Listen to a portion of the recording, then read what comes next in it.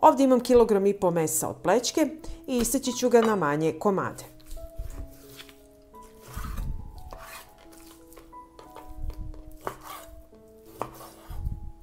Ovako ove veličine. I tako ću iseći svo meso. Meso sam isekla i dodat ću so. Na kilogram mesa ide kašičica soli. Ja ću dodati kašičicu i po. Sve ću ovo promešati i ova razmera je jako bitna. Možete staviti više soli, ali nikako manje, jer u slanoj sredini ne razvija se botulizam.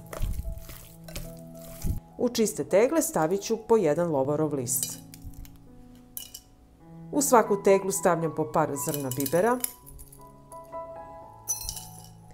i tegle ću napuniti sa mesom.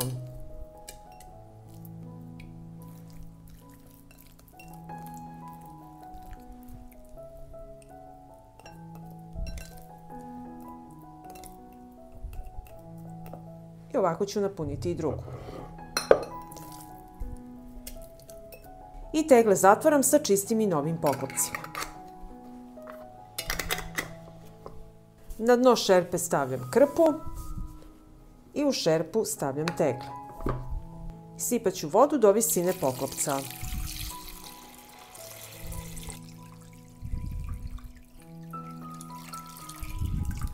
Šerpu stavljam na šporet i od momenta kada voda proključa smanjite temperaturu i kuvajte 4 sata. Tokom kuvanja voda će ispariti, ali vi uvek dodajte vruću vodu jer tegle moraju biti u vodi. Ja sad pravim samo 2 tegle da bi vam pokazala postupak, ali je rentabilnije da pravite više tegli. I evo nakon 4 sata kuvanja izvadit ću tegle iz šerpe.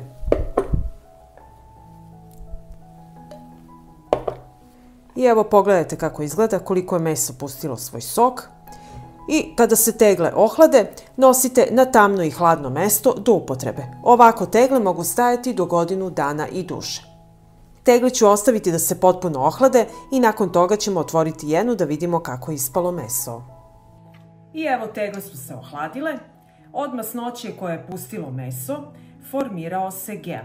Gel je slan i štiti meso od propadanja i botulizma.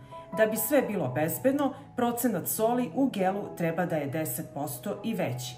Zato je jako bitno da se ne smanjuje količina soli koja se doda u meso. Kada se tegle ohlade, središnji deo poklopca mora utonuti. Na ovoj tegli središnji deo poklopca nije utonuo, što znači da postupak nije uspeo, i ovakvu teglu držite u frižideru i pojedete u narednih nekoliko dana meso ili odmah.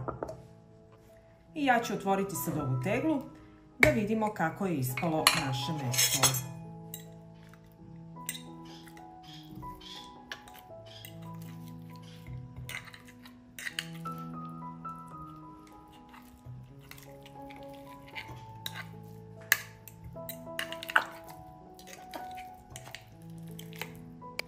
I ovako meso možete jesti sa hlebom, uz neki prilog koji vi volite, uz salatu i da uživate.